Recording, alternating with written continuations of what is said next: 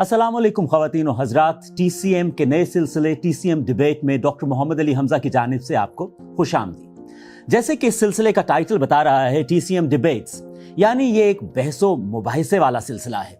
लेकिन मुआशरे में बहसो मुबाहिसा तभी कारफरमा और कारआमद होता है जब उससे कुछ अच्छा हासिल हो, यानी रिजल्ट अच्छा निकले, और वो तभी मुमकिन होता है जब बर्दाश्त मौजूद हो, यानी गुफ्तगू हो, लिहाज हो, एहतराम हो और अपने मुखालिफ नुक्ता नज़र रखने वालों की रीजंस को सुनने की हिम्मत हो, और फिर एक आर्गुमेंट के जरिए उसे जवाब दिया जाए।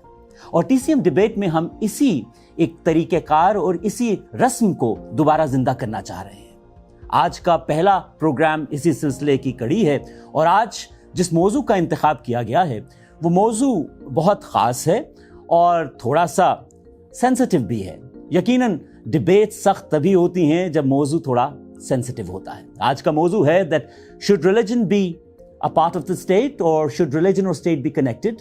क्या मजहब और रियासत में हम आहंगी होनी चाहिए या नहीं होनी चाहिए? ये दो मुख्तलिफ नुक्ता नज़र हैं। कहने वाले हरफ आम में कहते हैं कि जी एक थियोक्रेटिक स्टेट है और एक सेकुलर स्टेट है, यानी दो मुख्तलिफ आइडियोलॉजीज हैं। सो इन डिबेट्स में दो कॉन्ट्रास्टिंग आइडियोलॉजीज के दरमियान जो कॉम्प्लेक्सिटीज पाई जाती हैं उसके ऊपर होगी गुफ्तगू। और आज हमारी इस गुफ्तगू इस मौजू के ऊपर बात करने के लिए हमारे दो मोअज़्ज़ज़ मेहमान मौजूद हैं। मैं उनका तारुफ करवाता चलूं। हमारे साथ मौजूद हैं डॉक्टर मेहरब मोइज़ अवान, जो कि पॉलिसी एक्सपर्ट हैं, सोशल साइंटिस्ट हैं और परफॉर्मिंग आर्ट से ताल्लुक़ रखती हैं। और उनका ये मानना है कि स्टेट और रिलीजन को इकट्ठा नहीं चलना चाहिए, इन्हें अपने अपने अलग दायरों में रहना चाहिए। दूसरी तरफ हमारे मोअज़्ज़ज़ मेहमान हैं मोहतरम कैसर अहमद राजा साहब, जो कि राइटर हैं, रिसर्चर हैं और अपने आप को पोलेमिसिस्ट समझते हैं, यानी वो कंट्रोवर्शियल नकात और मौज़ूआत पे गुफ्तगू करना पसंद करते हैं।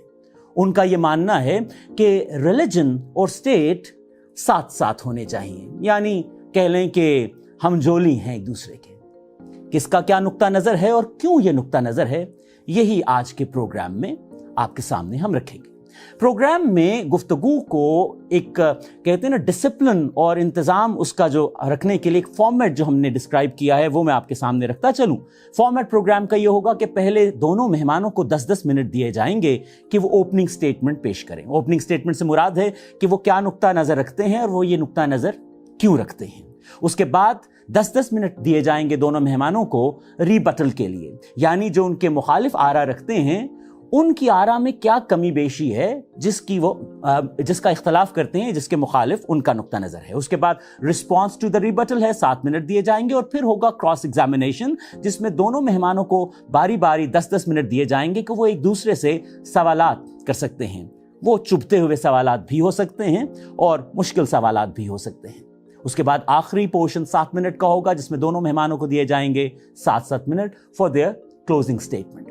और इस तमाम गुफ्तगू के बाद आपके पास होगा इख्तियार ये सोचने का कि किसने क्या बात सही कही और क्या बात मुझे माननी है और किस बात से मुझे इनकार करना है। हमारे ये जो दोनों मेहमान हैं ऑनलाइन स्पेस में इनकी अच्छी खासी फॉलोइंग है, और जब हमने इस मौजू का इंतखाब किया कि मजहब और रियासत साथ साथ चलने चाहिए या नहीं, तो हमने देखा कि ऑनलाइन स्पेस में इन दो मेहमानों के दरमियान कुछ तल्ख कलामी और कुछ गर्मा गर्मी चल रही थी, जिस वजह से हमने मुनासिब समझा कि इनको मदऊ किया जाए और एक प्लेटफॉर्म दिया जाए। और हम शुक्रगुजार हैं दोनों मेहमानों के कि उन्होंने TCM के प्लेटफॉर्म के ऊपर अपनी पूरी वो जिसे कहते हैं एतमाद का इजहार किया। और हम कोशिश करेंगे कि तमाम एहतराम और इज़्ज़त के दायरा कायम रखते हुए, उस जुरिस्डिक्शन में रहते हुए एहतराम के गुफ्तगू को आगे चलाएं। जैसे कि मैंने कहा कि हमारे दोनों मेहमानों के फ़ैन फॉलोइंग है, तो मैं एक गुजारिश करता चलूं जो कि थोड़ा सा मुश्किल है कि आप अपनी फ़ैन फॉलोइंग की यानी थोड़ी देर के लिए उतार के दोनों की बातें सुनिएगा, दोनों के आर्गुमेंट सुनिएगा, क्योंकि यही तरीका है फ़िक्री बढ़ोतरी का या नशोनुमा का। तो गुफ्तगू का आगाज़ करते हैं।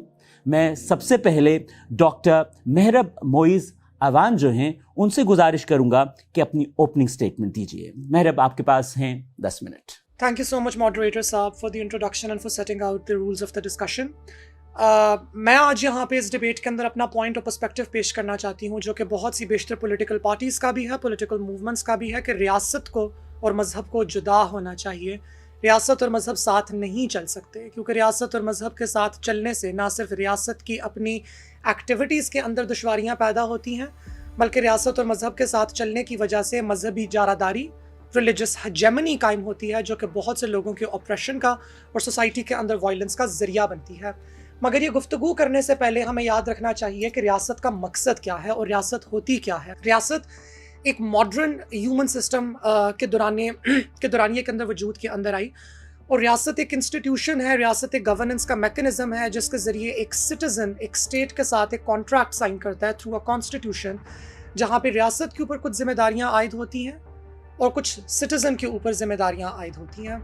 میرے خیال سے ایک اس قسم کی ارینجمنٹ جہاں پہ آپ ایک دوسرے کے ساتھ اپنا mutual contract of benefit sign کریں کہ میں آپ کے لیے کیا کروں گا اور آپ میرے لیے کیا کریں گے، اس کے اندر اگر دوسری پارٹی انانیمیٹ ہے، یعنی کہ دوسری پارٹی کوئی ایک انسان نہیں ہے، دوسری پارٹی ایک ادارہ ہے، اور ادارے کو چلانے کے لیے پالیسیز، میکنزمز، پیپل، فلسفیز، ان تمام چیزوں نے یونیسن کے ساتھ چل کے اپنے آپ کو ایک اسٹیٹ کے طور پہ پریزنٹ کرنا ہے.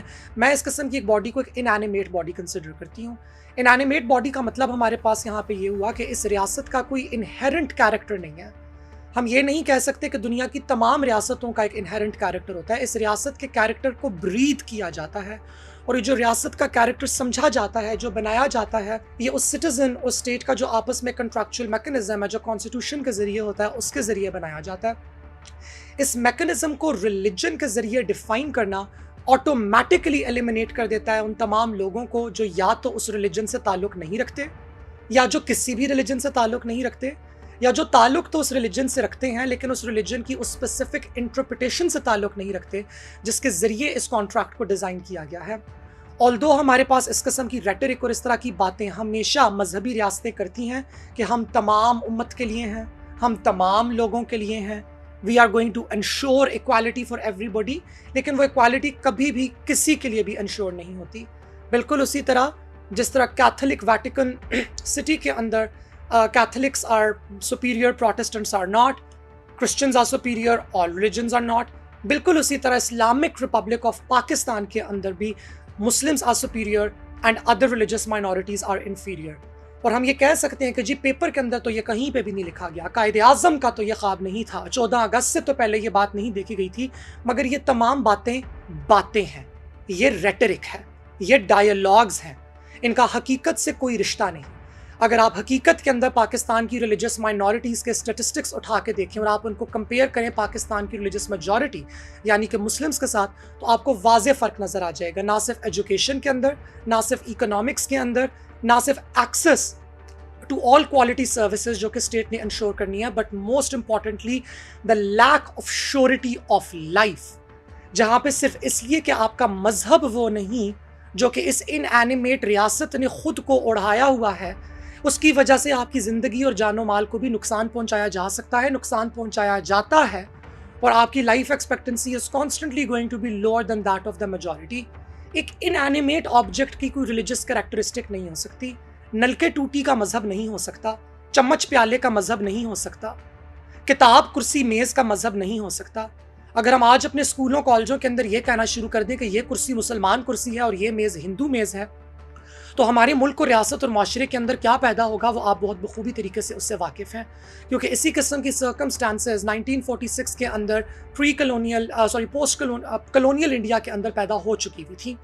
سو بارہا ان اینیمیٹ آبجیکٹس کو، ان اینیمیٹ اسٹرکچرس کو، ان اینیمیٹ انسٹیٹیوشنس کو ریلیجس کریکٹرسٹک دینا، خصوصی طور پہ ان اینیمیٹ انسٹیٹیوشنس کو جن کا مقصد ہے تمام لوگوں کو ایکوالٹی کے ساتھ سرو کرنا، not only is it dangerous but it is also impractical and frankly stupid. Why am I calling it stupid? Because it doesn't work. ہم نہیں کہہ سکتے کہ ہم نے ایک چیز بنائی ہے، اس کا کام ہے ایک سرٹن طریقے سے بیہیو کرنا، ایک سرٹن طریقے سے آپریٹ کرنا، اور پھر وہ اس طریقے سے آپریٹ ہی نہ کرے. اگر سرنج کے ذریعے دوائی انجیکٹ نہ کی جا سکتی ہو، پینسل کے ذریعے لکھا نہ جا سکتا ہو، اسپتال کے اندر علاج نہ کیا جا سکتا ہو، تو پھر اس کو سرنج، پینسل اور اسپتال کہنا بے وقوفی ہے.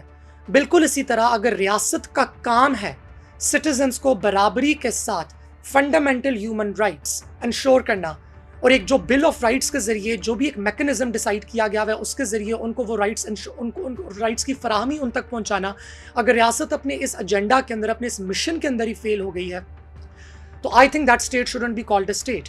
ناؤ یہ فیلئر بہت سی وجوہات کی بنیاد پہ ہو سکتا ہے. یہ کرپشن کی بنیاد پہ، اسٹیٹ کی لیک آف کلیئرٹی کی بنیاد پہ، اسٹیٹ انڈر ریسورسڈ ہو سکتی ہے. میرا آرگیومنٹ یہ ہے کہ پاکستان کے کیس کے اندر اسٹیٹ کی پور پرفارمنس، اور نہ صرف پور پرفارمنس بلکہ اسٹیٹ کی وائلنٹ پرفارمنس کے پیچھے ریلیجن کا ایک ایکٹیو رول رہ چکا ہے.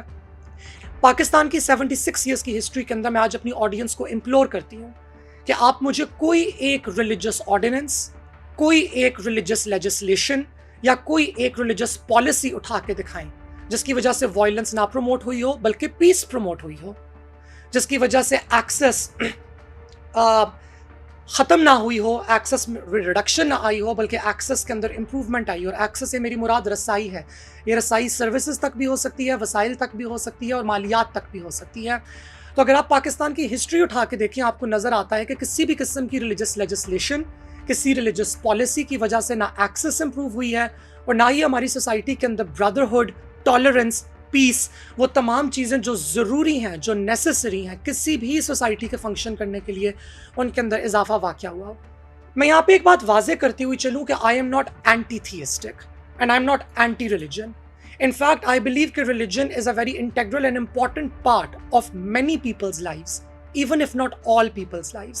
بہت سے لوگ اپنی morality کو، اپنے sense of culture کو، اپنی sense of identity کو اپنے religion سے derive کرتے ہیں. تو میرا یہ کہنا کہ ریاست اور مذہب کو جدا چلنا چاہیے، اس کا ہرگز یہ مطلب نہیں کہ ہم ایک ریاست کے ذریعے، ایک سیکولر ریاست کے ذریعے لوگوں کے اوپر ایتھیزم کو یا لوگوں کے اوپر ڈیننسیشن آف ریلیجن کو فورس کریں. That is not just reprehensible, that is a fundamental violation of the human rights, because human rights ensure کرتی ہیں کہ لوگوں کا جو اپنا بلیف سسٹم ہے، لوگوں کا جو فیتھ سسٹم ہے اینڈ لیک دیئر آف، اس کو پروٹیکٹ کیا جائے. تو میں ہرگز یہ نہیں سمجھتی کہ ریاست ایک ایسا کیریکٹر اڈاپٹ کرے جس کے ذریعے لوگوں کے اوپر مذہبیت یا لا مذہبیت انفورس کی جائے.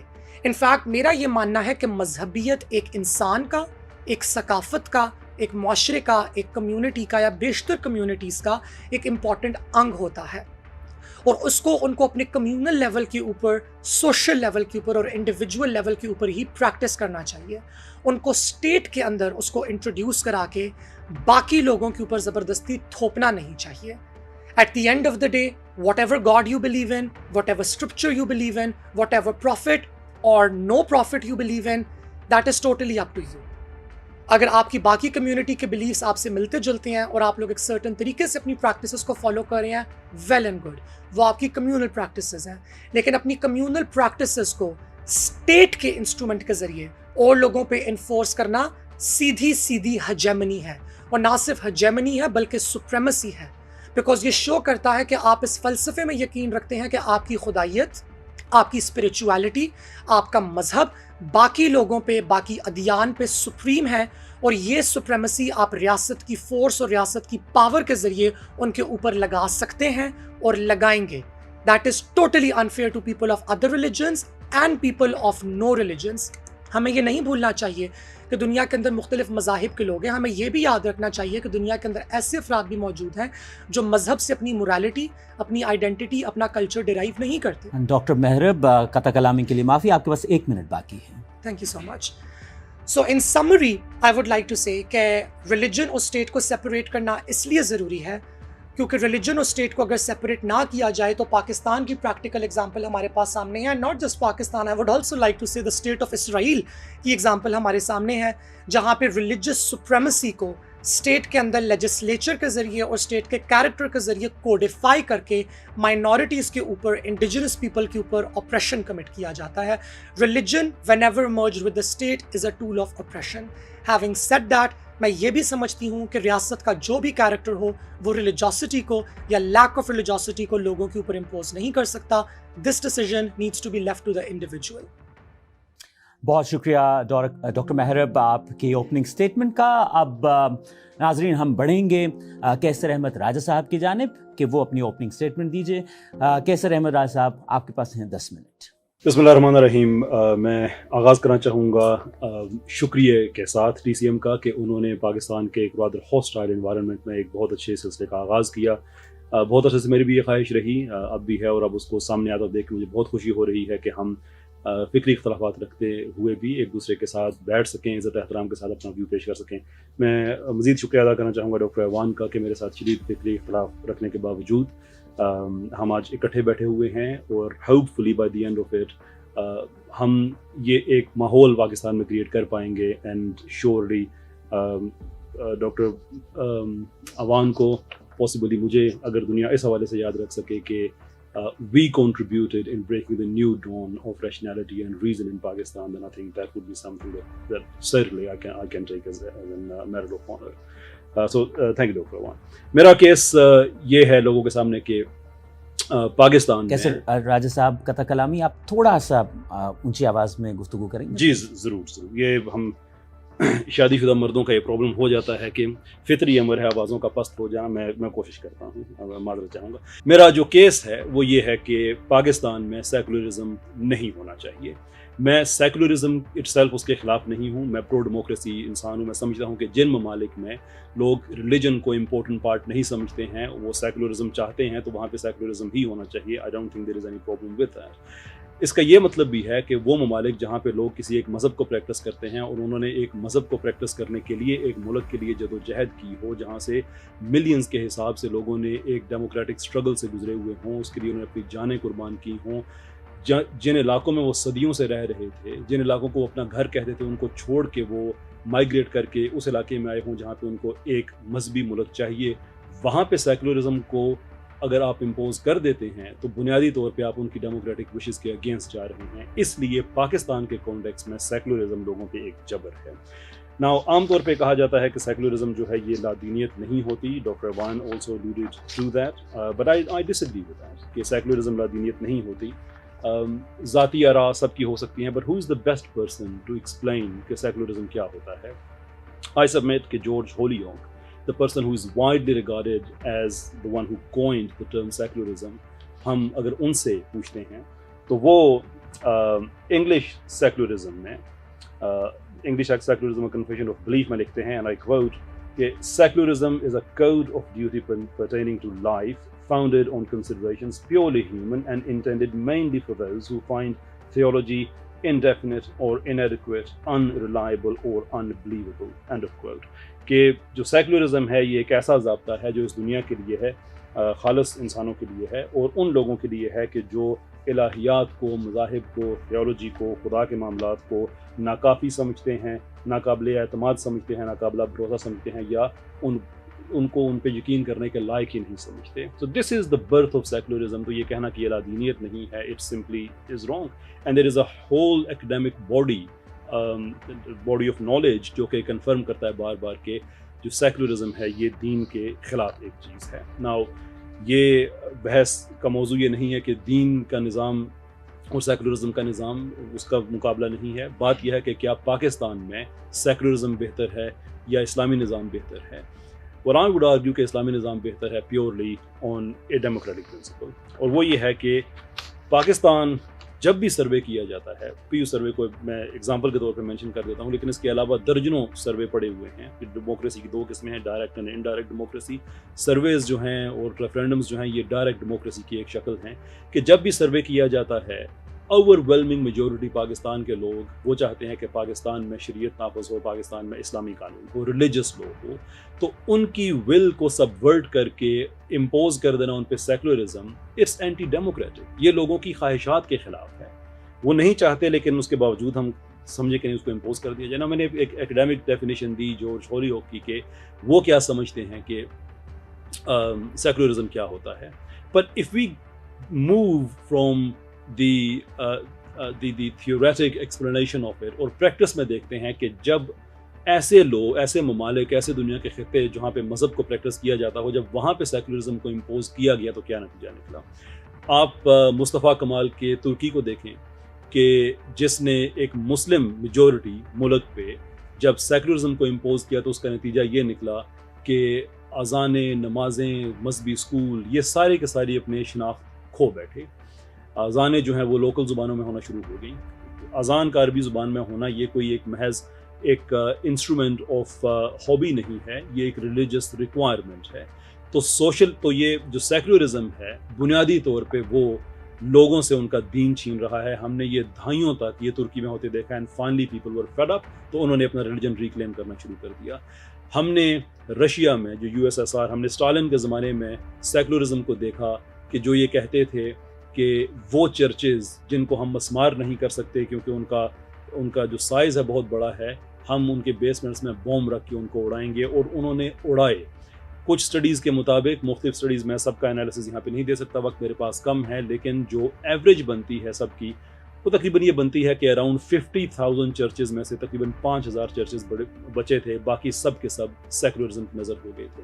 جو لیگ آف ملیٹنٹ ایتھیسٹس جب وہ 5-6 سال تک جب وہ پرومیننس میں رہی تو چرچز کو بند کیا گیا, لوگوں کا قتل عام کیا گیا. جب رین آف ٹیرر, جب فرانس میں اسٹیٹ ایتھیزم سیکولرزم جب وہاں پہ امپوز کیا گیا, قوانین ایسے بنائے گئے, the laws of suspect 1793 کے کسی کو آپ شک کی بنیاد پہ مذہبی لوگوں کو آپ گولی مار سکتے ہیں, قتل کر سکتے ہیں آن دا اسپاٹ.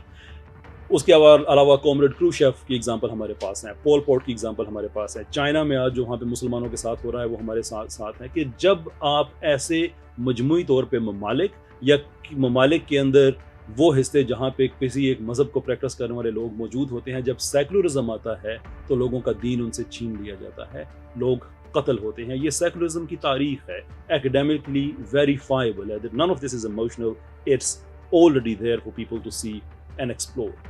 ایک اور بہت بڑی بات جو سیکولرزم کے حوالے سے ہمیں سمجھنی چاہیے کہ آخر کیا ضرورت پڑی ہوئی ہے کہ پاکستان جیسے ملک میں ہم یہ کہیں کہ آپ اپنی ذاتی زندگی میں ریلیجن کو پریکٹس کریں, لیکن جو اسٹیٹ کی پالیسی ہے اس میں آپ اس کو شامل نہ کریں. فار وٹ پاسبل ریزن ایک انسان کو مسجد میں ایک آئیڈینٹی دکھانی ہوگی اور گلی میں اس کو دوسری آئیڈینٹی دکھانی ہوگی, جبکہ وہ یہ سمجھتا ہے, ڈیموکریٹکلی یہ سمجھتا ہے کہ جس مقصد کے لیے ہم نے پاکستان بنایا تھا وہ یہ تھا جس کے بارے میں جناح نے کہا تھا کہ اب لوگوں کو مجبور نہیں کیا جائے گا کہ وہ غیر اسلامی قوانین پہ عمل کریں. وہ اس ملک میں شریعت چاہتا ہے, وہ اس ملک میں اسلام چاہتا ہے. آپ کو بہت سے پرابلم ہو سکتے ہیں, اسلام سے ہو سکتے ہیں, میں غیر جو مسلم لوگ ہیں جو باہر سے سمجھتے ہیں کہ پاکستان جیسے ملکوں میں سیکولرزم ہونا چاہیے, شور آپ کو ہو سکتے ہیں, وہ آپ کا رائٹ آف ایکسپریشن ہے, فریڈم آف ایکسپریشن ہے, آپ کیجئے. لیکن دیر از ناٹ ٹو سے کہ آپ پاکستان میں جہاں پہ ڈیموکریٹکلی لوگ سمجھتے ہیں کہ یہاں پہ ایک اسلامک سسٹم ہونا چاہیے, وہاں پہ آپ ان پہ آرٹیفیشلی سیکولرزم آپ امپوز کر دیں. کتنی ہی ایگزامپلز ہمارے پاس ہسٹری میں موجود ہیں کہ جب سیکولرزم ایسے علاقوں میں جاتا ہے جہاں پہ جہاں پہ مذہب کو پریکٹس کیا جاتا ہے تو وہاں پہ کتنا ظلم و ستم ہوتا ہے. ہمارے پاکستان میں اس کی ایگزامپل موجود ہے, سندھ پرومس مثال کے طور پہ. وہاں پہ سیکولر ٹینڈنسیز رکھنے والی ایک پارٹی موجود ہے جو کہ اسلامک ٹچ ضرور رکھتی ہے, لیکن بائی اینڈ لارج ان کی جو ٹینڈنسیز ہیں وہ سیکولر ہیں. پاکستان میں اقلیتوں کے حقوق کی سب سے زیادہ خلاف ورزی وہیں پہ ہوتی ہے. یعنی کہ جو ہمیں اسٹالن کے رشیا میں بڑے اسکیل پہ نظر آتا ہے وہ ہمیں سندھ میں چھوٹے اسکیل پہ نظر آ جاتا ہے کہ آپ ریلیجس مائنورٹیز کے خلاف آپ ظلم کریں, آپ اینٹی اسلامک پریکٹسز کریں, زبردستی ہندو بچیوں کا آپ اسلام ان کو قبول کرانے پہ آپ چلے جائیں. کیسر احمد راجہ صاحب قطع کلامی, آپ کے پاس 2 منٹ باقی. Sure, thank you sir. آپ ریلیجس مائنورٹیز کے حقوق کو سبورٹ کریں, and all you have to do is کہ جو کنگز پارٹی ہے اس کا حصہ بن جائیں, everything is forgiven after that. یہ وہ سیکولرزم ہے جو ہم بڑے اسکیل پہ بھی دیکھ چکے ہیں اور ہم چھوٹے اسکیل پہ بھی دیکھ چکے ہیں. اس لیے میں سمجھتا ہوں کہ ہمارے پاس جو آپشنز ہیں وہ بڑے کلیئر ہیں کہ آئدر ہم پرو ڈیموکریٹک ذہن رکھیں اور لوگوں کی ڈیموکریٹک وشز کو آنر کریں, جس مقصد کے لیے پاکستان بنا تھا اس کو آنر کریں, اور پاکستان میں سیکولرزم کو کوئی گنجائش نہ دیں. اور دوسرا یہ ہے کہ ہم لوگوں کو ان کی ڈیموکریٹک وشز کو سبورٹ کریں, اور اس کا جو نتیجہ ہے اس وقت جو ہو رہا ہے کہ چونکہ پاکستان میں پیورلی جو اسلام ہے وہ نافذ نہیں ہو سکا, یہی وجہ ہے کہ پاکستان میں مائنورٹیز اس وقت اپنے بدترین استحصال کے دور سے گزر رہی ہیں. ہمارے جو کچھ یعنی ہماری جو وہ ایلیٹ جو سیکولرزم پاکستان میں چاہ رہی ہے, اٹ از نو کوئنسیڈنس کہ ان کے گھر میں اگینسٹ لو انڈر ایج نان مسلم بچیاں کام کر رہی ہوتی ہیں اور ان کے رائٹس کے لیے کوئی بندہ بات نہیں کر رہا ہے. اگر یہاں پہ اسلام ہو تو یہ پریکٹس نہیں ہوگی, وہاں پہ زبردستی کسی کا مذہب چینج نہیں کیا جائے گا, یہ نہیں ہوگا کہ ریاست خاموش کھڑی رہے اور مائنورٹیز کے ساتھ کچھ ہو جائے. State will respond. ہمارے جو مسائل ہیں they are not because of the religion, they are despite of the religion. اور وہ اس لیے کہ ریلیجن کو ہم نے کبھی کھل کے اس ملک میں اس کی پالیسی کا حصہ بننے ہی نہیں دیا. ہمارے پاس جو اکنامک اس وقت جو صورتحال چل رہی ہے اس کی وجہ ہمارا سود ہے. That is a secular product not Islamic product. ہمارے پاس جو گورننس چل رہی ہے اس وقت وہ اسلامک نہیں ہے, وہ ایک سیکولر پروڈکٹ ہے. اس کے حالات 70-75 سال سے ہم دیکھ رہے ہیں کہ پاکستان کے حالات ٹھیک نہیں ہو رہے. فور دیٹ ریزن میں آخری بات کہہ کے اپنی بات ختم کرتا ہوں کہ in absolute terms we have to go back to our basics and Pakistan کو وہ بنائیں جس کے لیے ہم نے بنایا تھا. اگر نہیں کریں گے تو یہ ان ملینز کے حساب کے جو لوگ ہیں جن کے گھر لٹے, وہ بچیاں جو ریپ ہوئی, وہ مائیں جن کے سامنے ان کے بچے ذبح ہوئے, ان سب سے بے وفائی ہے کہ وہ اسلامی پاکستان کے لیے تگ و دو کر رہے تھے اور ہم ان کی وشز کو انسلٹ کرتے ہوئے ہم سیکولر پاکستان کی طرف چلے جائیں. کیسر احمد راجہ صاحب, بہت شکریہ آپ کے اوپننگ سٹیٹمنٹ کا. ناظرین, آپ نے دونوں مہمانوں کی اوپننگ سٹیٹمنٹ سنی. ایک طرف ڈاکٹر مہرب کا کہنا تھا کہ اسٹیٹ کا کوئی ریلیجن نہیں ہوتا, دوسری طرف کیسر احمد راجہ صاحب نے جس کے گرد اپنا پورا آرگومنٹ اسٹیبلش کیا وہ یہ تھا کہ پاکستان بنانے کا ایک مقصد تھا اور وہ مقصد اسلام کی پریکٹس ہی تھا. اب ہم سیکنڈ راؤنڈ میں جاتے ہیں اور سیکنڈ راؤنڈ ہے ری بٹل کا راؤنڈ, جس میں دونوں مہمانوں کو موقع ملے گا کہ وہ اپنے ڈبیٹر جو اوپوننٹ ہیں ان کے دیے ہوئے آرگومنٹ کو ریبٹ کر سکیں, اس کی مخالفت میں اپنی ریزنز دے سکیں. پھر ایک مثال دی گئی کہ رشیا کے اندر چرچز اڑائے گئے کافی زیادہ. طالبان نے بامیان کے اندر کیا اڑایا تھا؟ Buddhist tops. پاکستان کے اندر احمدیز کی ورشپ پلیسز کو کیا نہیں اڑایا جاتا؟ ٹرانسجنڈر ایکٹ پاس کیا جا رہا ہے, یہ ایک سیکولر اٹیمپٹ ہے, یہ قدغن ہے ہماری اسلامک آزادی پہ. اسلامک ویو کلیئر ہے کہ جو سیکسز ہیں وہ کتنی ہو سکتی ہیں اور کتنی ہیں.